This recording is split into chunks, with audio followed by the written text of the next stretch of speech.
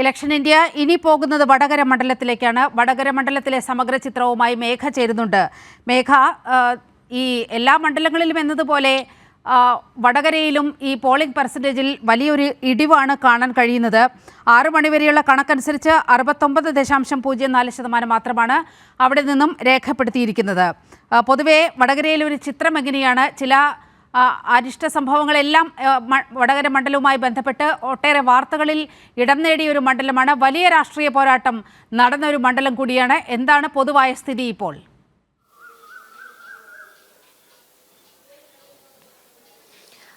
നീലിമ, 6:30 കണക്കനുസരിച്ച് 70.88% പോളിംഗ് ആണ് നിലവിൽ വടകര മണ്ഡലത്തിൽ രേഖപ്പെടുത്തിയിരിക്കുന്നത്.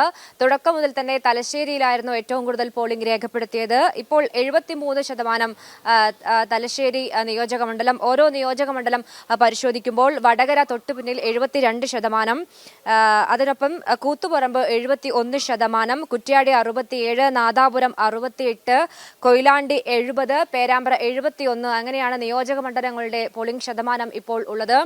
70.88% ഏറ്റവും അവസാനം, അതായത് 6:30 കണക്ക്. 82 കഴിഞ്ഞ തെരഞ്ഞെടുപ്പിലെ പോളിംഗ് ശതമാനം. ഇപ്പോഴും പല ബൂത്തുകളിൽ വലിയ ക്യൂ തന്നെയാണ് കാണാൻ സാധിക്കുന്നത്.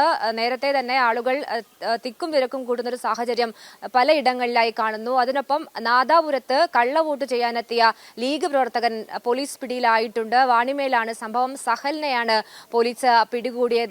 അത്തരത്തിലുള്ള അനിഷ്ട സംഭവങ്ങളാണ് നിലവിൽ ഈ വടകര മണ്ഡലം കേന്ദ്രീകരിച്ചുള്ളത്.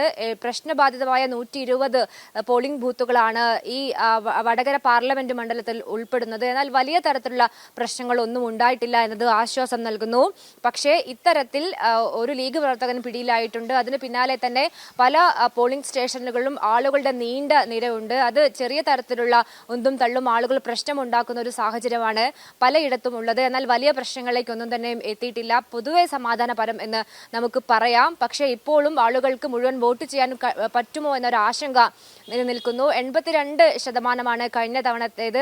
അതിലേക്ക് എത്തുമോ എന്നതാണ് ഇപ്പോൾ നോക്കുന്നത്. ഏതായാലും 70.88% എന്നതാണ് വടകരയെ സംബന്ധിച്ച് ഏറ്റവും അവസാനം പുറത്തു വന്ന കണക്കുകൾ. ശരി, വടകരയിലെ സമഗ്ര ചിത്രമാണ് മേഘ നൽകിയത്.